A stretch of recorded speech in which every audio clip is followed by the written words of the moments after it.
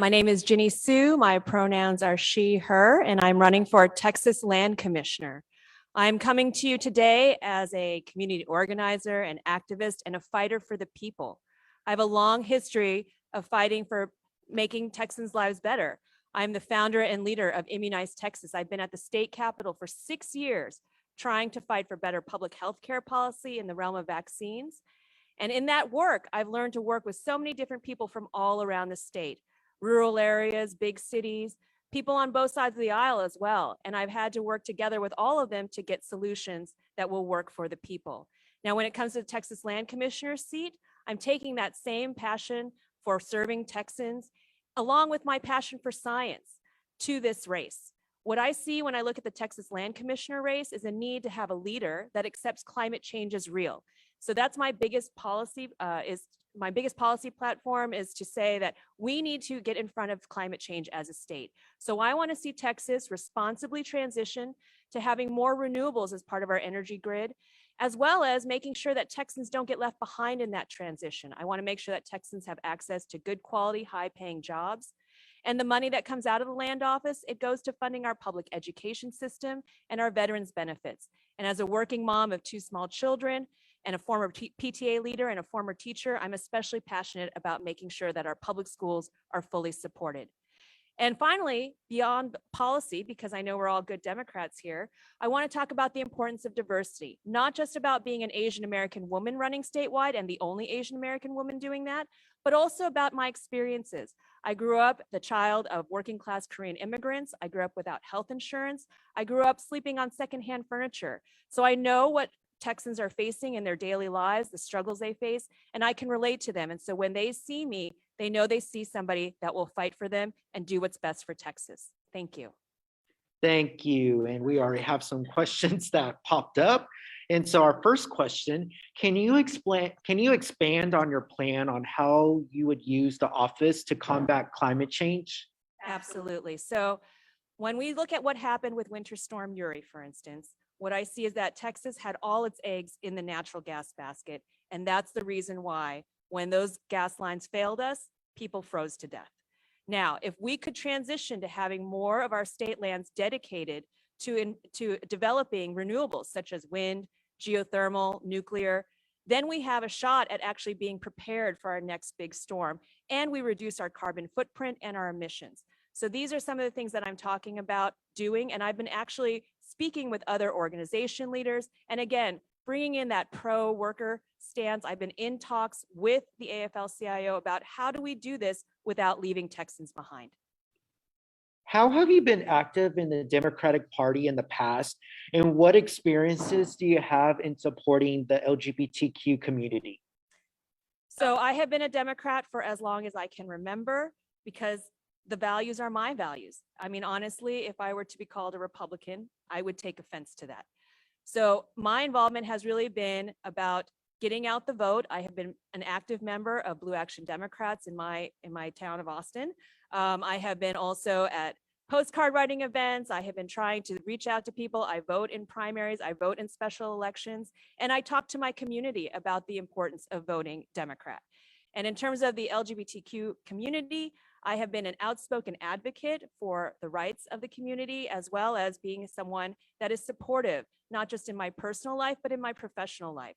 So it's in all these ways that I think you know that you have an ally in Jinny Suh. I'll follow up from the first question. When you say renewables, what does that include? So I think one of the biggest things that we see a need to develop is having more wind. We already have a number of wind farms in West Texas.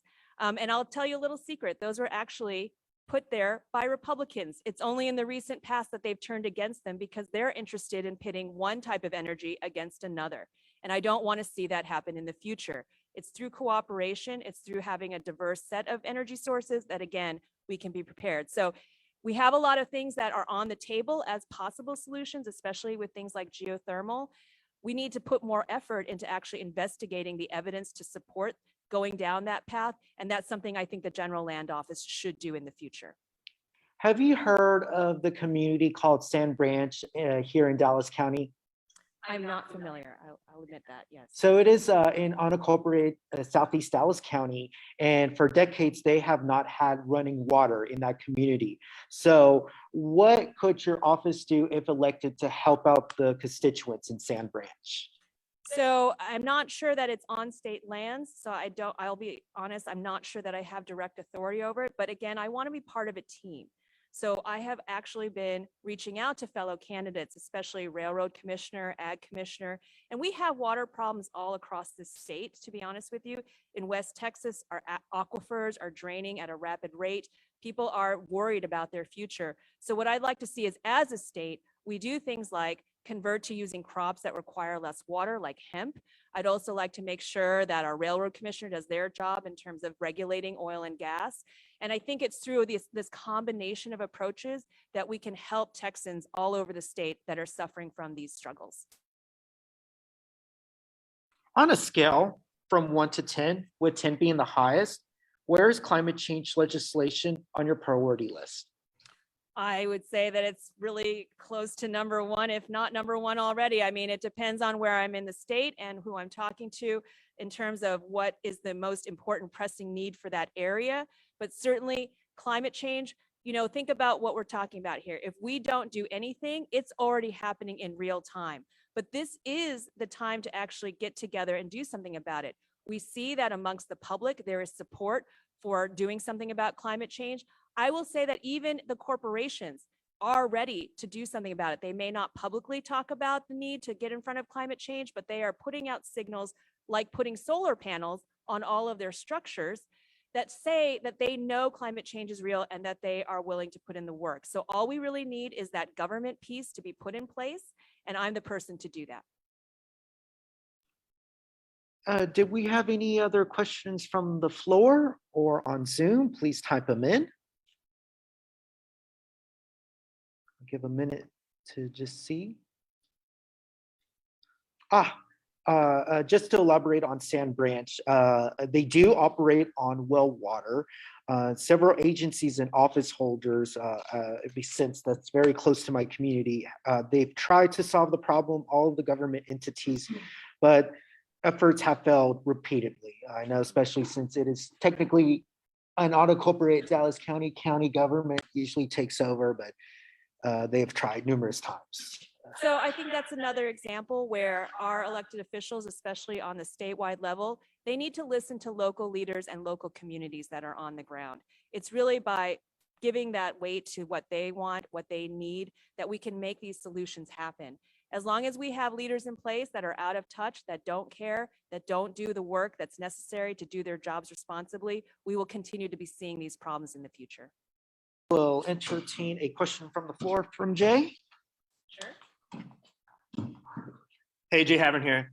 Texas is obviously starting to run out of water. It is only going to accelerate as climate change becomes more real and as more population comes to Texas. What contingency plans would you advocate for to help us solve or mitigate this problem? So as an elected official, I would certainly want to investigate what we can do to partner with other parts of the country that have access to more water than we do. I'd also like to put more effort into researching things like desalination projects on the coastal bend. There are a lot of, again, technologies that are out there. I'm someone that believes in people and in our ability to innovate and develop technology to solve these problems, but they need investment. Just like we've seen with electric cars and the development that has happened over the last 10 years, this is something we can do with other technologies as long as there's investment, people ready to put in the work, people that stand behind it. And I'm someone that wants to prepare for the future, and I want to stand behind these developments. Perfect, good timing. All right, so that leads on to our closing statement. So you'll have a minute for your close. Okay. Well, thank you again for having me here today for this screening. I hope that you've learned from me that I'm a passionate advocate for the people. I am someone that will fight for your rights, and I will fight for all good democratic values. And that includes a lot of the things that you face in your daily lives. And as the next Texas Land Commissioner, I'm committed to making sure that the office works for you, that we get in front of climate change. We didn't talk about disaster relief, but that's another place where people's lives are impacted by the general land office on a daily basis. And I want to prioritize people. People are what makes Texas work, and I'm here to work for the people. I'm not going to take all my time because I know you've all been here for a very long time. So I'm just going to close here and say, I hope I've earned your support. And please don't forget my name, Jinny Suh, for Texas Land Commissioner. Thank you. Thank you, Jinny, from driving all the way from Austin to be with us for our Stonewall Democrats of Dallas screening. We truly appreciate it.